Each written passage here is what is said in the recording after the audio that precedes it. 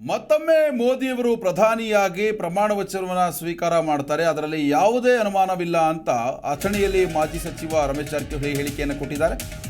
ಮೂರನೇ ಬಾರಿಗೆ ಪ್ರಮಾಣ ವಚನ ಸ್ವೀಕಾರ ಮಾಡೋದು ಶತಸಿದ್ಧ. ಇನ್ನೂ 20 ವರ್ಷ ಬಿಜೆಪಿ ಕೇಂದ್ರದಲ್ಲಿ ಆಡಳಿತ ನಡೆಸುತ್ತೆ.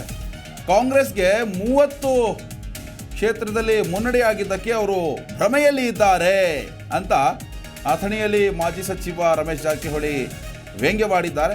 ಈ ರೀತಿಯಾಗಿ ಹೇಳಿಕೆಯನ್ನು ಕೊಟ್ಟಿದ್ದಾರೆ. ಮತ್ತೊಮ್ಮೆ ಮೋದಿಯವರು ಪ್ರಮಾಣ ವಚನವನ್ನು ಸ್ವೀಕಾರ ಮಾಡೋದು ಶತಸಿದ್ಧ.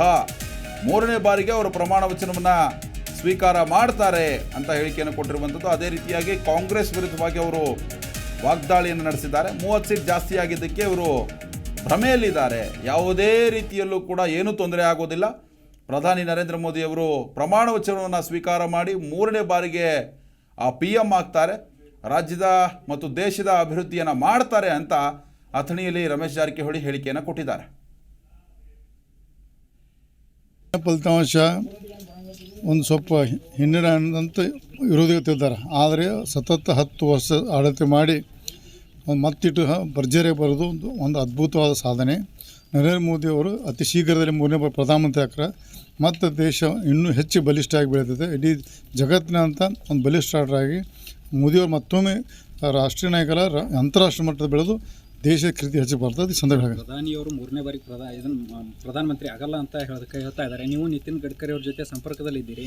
ಏನಾದರೂ ಈ ಕುರಿತು ಮಾತನಾಡಿದಾರಾ?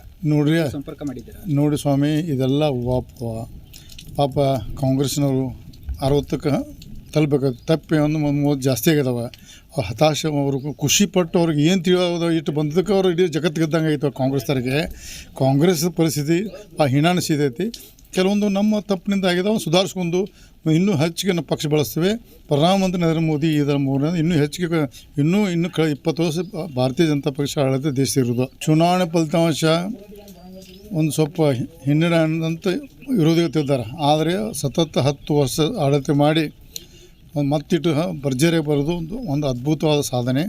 ನರೇಂದ್ರ ಮೋದಿಯವರು ಅತಿ ಶೀಘ್ರದಲ್ಲಿ ಮೂರನೇ ಬಾರಿ ಪ್ರಧಾನಮಂತ್ರಿ ಆಗ್ತಾರೆ. ಮತ್ತು ದೇಶ ಇನ್ನೂ ಹೆಚ್ಚು ಬಲಿಷ್ಠವಾಗಿ ಬೆಳೀತದೆ. ಇಡೀ ಜಗತ್ತಿನಂತ ಒಂದು ಬಲಿಷ್ಠರಾಗಿ ಮೋದಿಯವರು ಮತ್ತೊಮ್ಮೆ ರಾಷ್ಟ್ರೀಯ ನಾಯಕರ ಜಿ ಕನ್ನಡ ನ್ಯೂಸ್ ಈಗ ನಿಮ್ಮ ಮನೆಯಲ್ಲೇ ನೋಡಿ. ಎಲ್ಲ ಕೇಬಲ್ಗಳಲ್ಲಿ ಈಗ ಲಭ್ಯ.